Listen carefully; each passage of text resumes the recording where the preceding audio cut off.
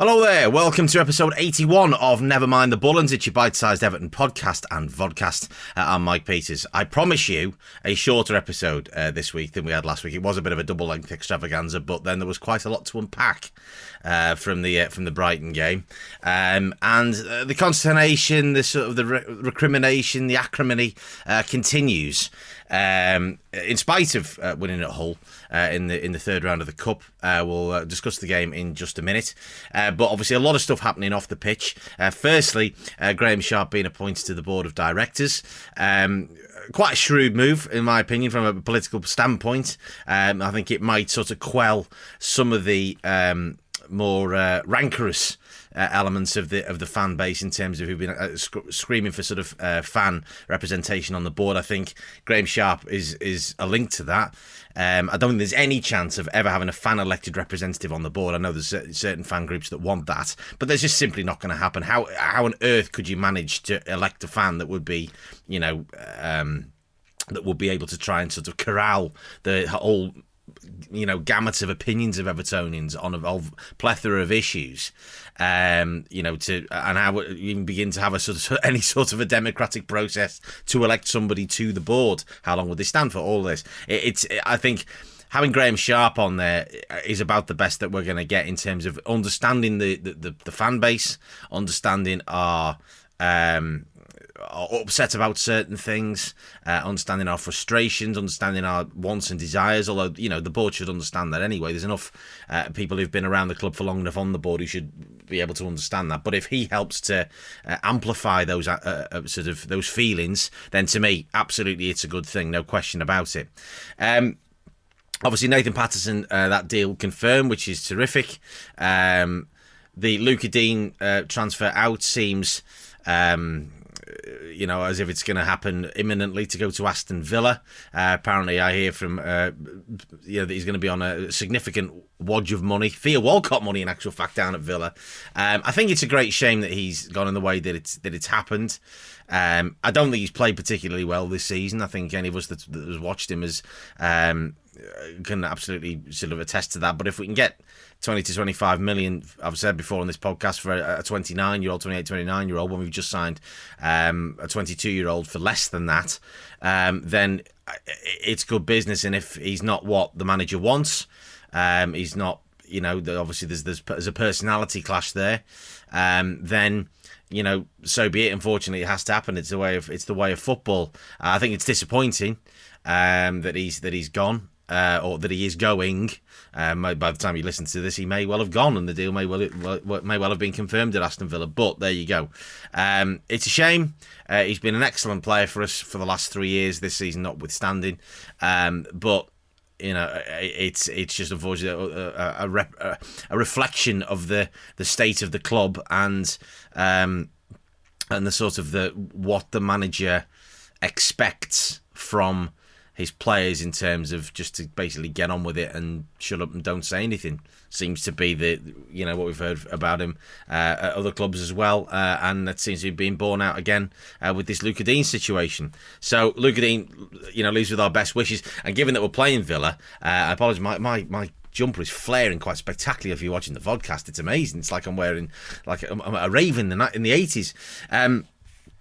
But if Luca Digne, potentially his debut could be back at Goodison on the 22nd. Certainly, at the very least, it could be his second game, and I'm sure he will get a terrific reception when he does return to Goodison, if indeed that is in a couple of weeks' time. On to the whole game, and we went into it feeling more than a bit nervous. Massive potential banana skin despite Hull's difficulties in the Championship. Obviously they're in a pretty good state at the minute, in so much as a good positive frame of mind with a new owner coming in, the Turkish Simon Cowell, the words of my top content colleague Dan Morfitt, not mine, who apparently announced that he was taking over Hull City on the Turkish version of The Voice, which is excellent. But what baffled me after the Brighton game particularly, and the serious sort of anger from the fans about the way that we'd set up, was to set up in basically the same way when you had a system that clearly didn't work. It was demonstrated after 45 minutes at Brighton, and it didn't work.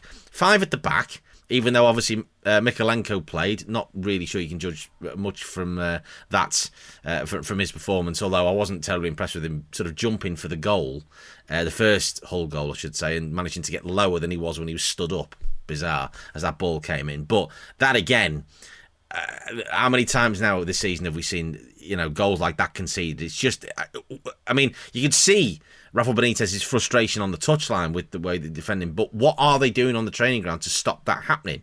The ball was a decent cross, but it sailed over about 3 Everton heads.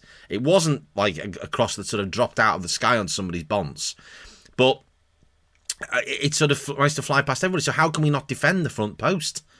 We can't seem to defend the back post either. We've seen that, against Crystal Palace, we've seen it against Brighton, but we can't defend. We can't seem to defend our penalty area at all. From a dead ball, it's like there's some sort of glitch in their heads that when a cross comes in from a wide position, from a set piece, from a free kick or a corner, that we sort of just completely panic and we can't do anything about it. It's just absolutely bizarre. And how long is this? Because this is happening so many times now. It's almost every week that we have to concede the first goal to kind of wake ourselves up to then go and try and win the game. And it's like it's like tying your bootlaces before you go out onto the pitch and then waiting and then I'll untie them now. Time to the right feet. It just baffles me. And this master tactician that we've supposedly got in charge, why is he not doing anything about it? And Hull could legitimately have been 3 goals up before we somehow got ourselves back into it. Brilliant goal from Damari Gray, who was outstanding on the night, as was Anthony Gordon again. I didn't give him any praise after the Brighton game. I should have done, but it's terrific to see him really kicking on and essentially making him a first team regular. Now he has to be one of the first names on the team sheet on current form. He gives us so much, and he's really developing his confidence in terms of his shooting ability, in terms of creative ability, and just giving defenders something to worry about, driving it at fullbacks and centre halves. It's terrific to see. But again, setting up with this 5 at the back and a midfield 2, and Alan and Andre Gomez. I mean, you might as well have Chariots of Fire playing watching those two. As much as I like them, watching them in real time, they're the slowest thing in the world. So why does he think that every game we get overrun with 2 in the middle when it's like that?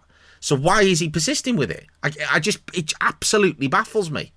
I don't understand it at all. Once we got ourselves into the league, great to see Andre Gomez getting a goal as well, I should say, and coming up, and Hull just seemed to completely back off and defended dreadfully. Was so narrow, they gave us absolutely enormous amounts of space down the flanks. I mean, John Joe Kenny with his second assist in as many games. That if that's not an indication of statistics being able to be twisted in any way, shape or form, I don't know what is, because it's just clearly not good enough. And once Nathan Patterson is fit, I have no doubt that he will be one of the first names on the team sheet. Lovely goal from Hull. We started the second half quite well. We were starting to play some good stuff. We ended the first half obviously the stronger, and then eased off and let ourselves back into it. Just started to panic and went deeper and deeper. And then again, we're relying on Andros Townsend to pull one out of the bag. And fair play to him. He's exactly the type of commitment that we want from Everton players, in terms of the fact that he broke his foot against Crystal Palace 3 weeks later, barely. He's desperate to get back on the pitch. He said that in his post-match interview, and that's great. And we as fans really appreciate that commitment to the cause. We had players in the past who could have got themselves fit and got themselves on the pitch at certain crucial points in the past and haven't. Thomas Radzinski, I'm looking at you, and other players that have committed themselves and ended up ultimately costing themselves their careers by playing when they were clearly in no way fit to play. Joe Parkinson, I'm looking at you there, the pie man. But when we were looking at it on Saturday, going, 120 minutes, and we've got through Brentford in the next round, and we sort of squeaked through. The banners, obviously, you could see the banners. I've seen some ridiculous Twitter spat about, he was signing a Liverpool shirt outside the ground when they won in Istanbul. Doesn't matter. It's ephemera. If that's a stick to beat him with, then there's far bigger issues, far bigger sticks to beat Rafa Benitez with than that. Don't give a toss if he signs a Liverpool shirt for a Liverpool supporter. For a game where he was in charge of Liverpool, it doesn't make any difference as far as I'm concerned. He can do that to his heart's content. It might be an auction for charity, in which case he's doing some good, and we know he does a lot of charitable works. But, obviously we saw the banner got, a bit of screen time on BBC One. But, it'll keep the Wolves at bay for now. Obviously, we're thinking, 120 minutes with Leicester coming up, at that point, coming up on Tuesday night. We're thinking that's not going to help us. A game that we probably should have been able to see out in normal time. Demarai Gray looked absolutely spent, but obviously now we've got a few extra days, rest with the Leicester game being postponed again. So, which is a bit of a...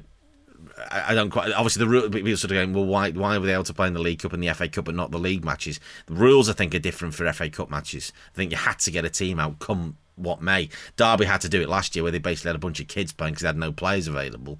And Leicester had to get a team out. But I think the Premier League rules state you have to have 13 players available, including any youth team players or youngsters that have played in the first team this season, which they haven't had. So that's why the game has been called off again.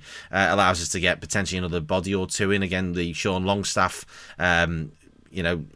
rumours continue to be sort of knocking around the internet and allow us to get some players in. So we move on to Norwich next Saturday. Obviously, Dean Smith's got them playing better than they were under Daniel Farke, but certainly it's a game we really need to try and get 3 points out of, particularly with with the fact that we're being drawn into this scrap at the bottom. Even though we've got games in hand, you're just thinking, well, those games in hand are all very well, but you can't see us winning any of them at this point. The way we're playing in the league and the goals we're conceding.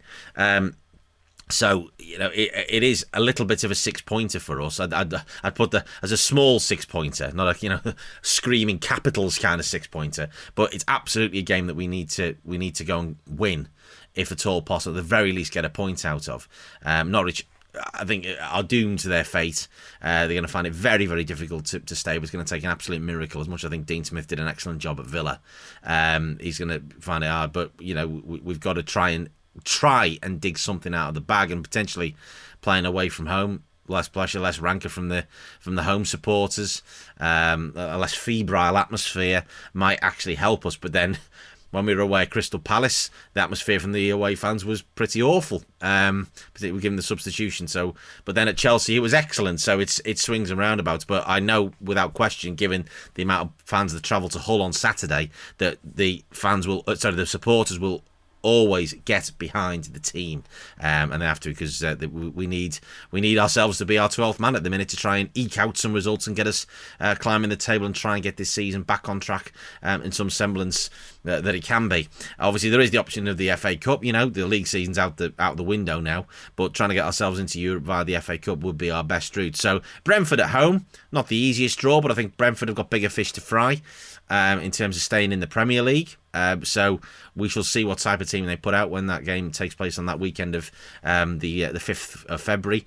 Whether it's a Saturday or not, who knows? I mean, one of the games is going to have to move because Liverpool are at home on the same weekend to Cardiff. So we could end up playing on the Sunday, depending on the TV schedules. We shall see. But obviously, another interesting week in prospect ahead of the game at Norwich. And we shall see what ins and outs there are. As ever, if you want to get in touch at NMTVPod on the Twitter, nmtvpod@gmail.com on the email, or leave me a message via the little voice note via the in the description of the podcast. This has been a Top Content production, and until next time, come on you Blues.